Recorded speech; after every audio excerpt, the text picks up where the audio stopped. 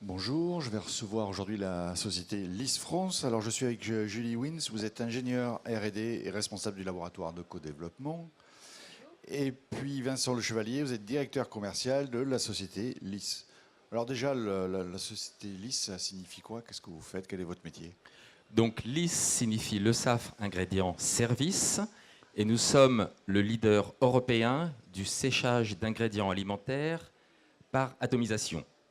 Donc je précise que notre métier c'est le service, donc nous ne vendons pas d'ingrédients et nous ne vendons pas d'équipements, juste pour préciser. Nous disposons de 2 usines en Europe qui nous permettent d'avoir une couverture globale du marché, une usine en Normandie à côté de Granville et une usine à l'ouest de la Pologne, à côté de la frontière allemande, donc avec une bonne couverture de l'Europe des ingrédients. Donc nous avons 300 personnes et nous traitons par an 30 000 tonnes de poudre. Vous parliez de séchage. Est-ce qu'on peut parler peut-être de technologie? Quelle technologie vous utilisez? Tout à fait. Donc nous avons principalement 3 technologies. La principale, c'est le spray drying, le séchage par atomisation, simple effet ou multiple effet, qui permet de faire des poudres fines ou micro-granulées. Et c'est une technologie sur laquelle nous investissons régulièrement, ce qui permet à nos clients de concentrer leurs investissements sur leur core technologie, sur ce qui est la transformation de la matière, etc. Mais tout ce qui est ensuite diversification vers les poudres, ils nous le confient d'une certaine façon, puisqu'on investit pour eux. Donc à titre d'exemple, aujourd'hui, on dispose de 14 tours d'atomisation, et ça représente un investissement dans une nouvelle tour tous les 4 ans. Alors une autre technologie dont nous disposons, qui est le tunnel sous vide, qui permet de sécher à basse température et donc de garder les propriétés des composés d'intérêt et des produits sensibles. Et une autre technologie pour finir, on fait un petit peu de mélange à sec, si on veut reprendre ces produits-là qui ont été séchés et les mélanger. En investissement, ça représente des sommes importantes? Ah oui, le ticket d'entrée sur une tour d'atomisation a fortement monté depuis ces 5-10 dernières années. Donc on est aux alentours de 3, 4, 5 millions d'euros. D'accord, donc c'est quand même un investissement important. Ça veut dire qu'il faut trouver des clients aussi à hauteur. Quels sont les types de clients que vous avez? Quel type de technologie ils utilisent? On peut en citer quelques-uns peut-être, je ne sais pas. Alors nos clients, on ne les cite pas parce que dans ce métier de la sous-traitance industrielle, il y a une extrême grande confidentialité. Mais pour donner, je dirais, une typologie de nos clients, donc ils sont tous producteurs d'ingrédients. C'est extrêmement diversifié puisqu'on estime qu'on sèche à peu près 1000 ingrédients différents par an, avec 2 grandes caractéristiques. Principalement les protéines, parce que la technologie est très adaptée pour les protéines, donc tout type de protéines qui viennent du végétal, de l'animal, des microalgues, que sais-je. Et beaucoup aussi dans le domaine du végétal. Finalement, 80% des produits que l'on sèche sont plutôt d'origine végétale. Donc des concentrés de légumes, ça peut être du champignon, de la betterave, tout type de colorants, qui peuvent venir des caramels colorants, etc. Des fructo-oligosaccharides en termes de prébiotiques que nous faisons aussi. Nous mettons aussi des produits sur support, donc par exemple des minéraux sur support, des vitamines sur support, qui partent sur les marchés baby-food. Donc c'est extrêmement diversifié en termes de clients. Alors les produits sont tous food grade, ça c'est un peu une contrainte réglementaire, mais par contre en termes d'application, ça part dans le food, dans le baby-food, dans l'industrie pharmaceutique pour les excipients par exemple, et aussi dans la cosmétique principalement. Donc vous touchez tous les secteurs. Mais c'est quand même l'agroalimentaire qui est le principal domaine. Oui. Vous faites que du séchage ou vous allez un petit peu plus loin?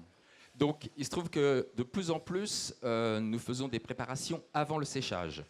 Donc nous recevons parfois plusieurs liquides que nous mélangeons, des poudres et des liquides que nous mélangeons, et nous sommes capables de faire une première réaction, donc par exemple des ajustements de pH, des hydrolyses. On a une vraie compétence en hydrolyse enzymatique pour préparer le jus avant qu'il soit séché. Alors là, je me tourne vers vous parce qu'on vient de voir la partie peut-être monde, quelque part France, Pologne au niveau des usines. Qu'est-ce que vous faites sur Rennes? Alors, sur Rennes, nous disposons d'un laboratoire de co-développement spécialiste des poudres qui nous permet de mener des études de co-développement à l'échelle laboratoire et de préparer des essais pilotes. La logique est de passer par le co-développement, puis par les essais pilotes, et enfin de s'orienter vers le scale-up industriel. Et en termes de problématiques, vous résolvez quel type de problématiques? Alors nos missions sont tout d'abord de mener des études de formulation et de séchabilité des poudres, de mener des études de caractérisation des poudres, de pouvoir fournir des pré-échantillons de poudre. Et enfin, nous travaillons également sur des études de recherche et développement liées à nos compétences internes de sécheurs à façon.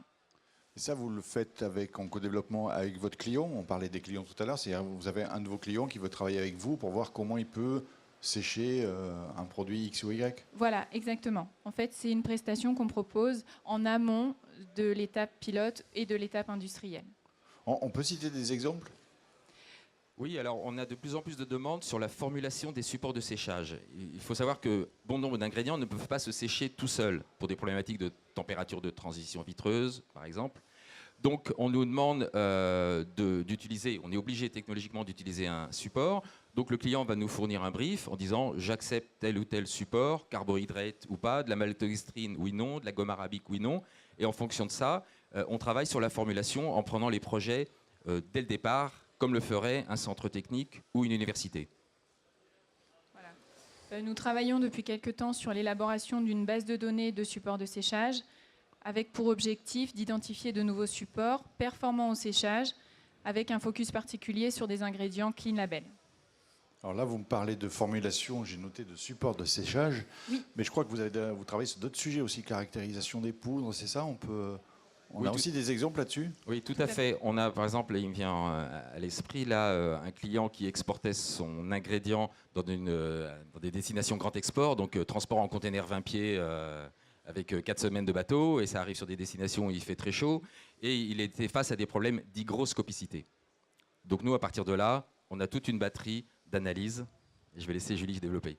Voilà, on est amené, au-delà de la formulation, à travailler sur la prévention du motage, sur l'amélioration de la coulabilité d'une poudre, sur l'augmentation de la densité d'une poudre. Voilà. C'est des sujets qui traitent à la caractérisation des poudres et à leur optimisation en fonction de l'application. Comment se caractérise votre entreprise, votre labo de recherche? Enfin, comment vous vous caractérisez par rapport à la concurrence? Alors, notre force, c'est de pouvoir travailler aux différentes échelles, à l'échelle laboratoire avec le co-développement à Rennes, à l'échelle pilote, et puis ensuite à l'échelle de la production industrielle. Voilà.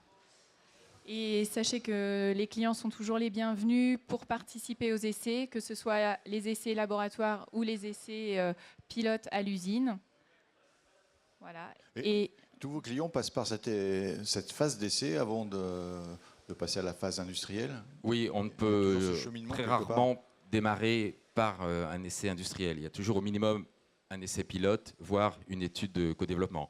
Et un point sur lequel on voulait mettre l'accent, c'est que nous sommes aussi éligibles au crédit impôt recherche. Donc ça, c'est très important pour les clients français qui peuvent donc faire cofinancer ces travaux de recherche-développement, de process innovation, de product innovation, grâce à notre éligibilité au CIR. Donc ils viennent à Rennes, ils font le co-développement, on arrive à une solution et ils viennent sécher industriellement. Voilà. Vous nous avez dit en France, c'est à quel endroit?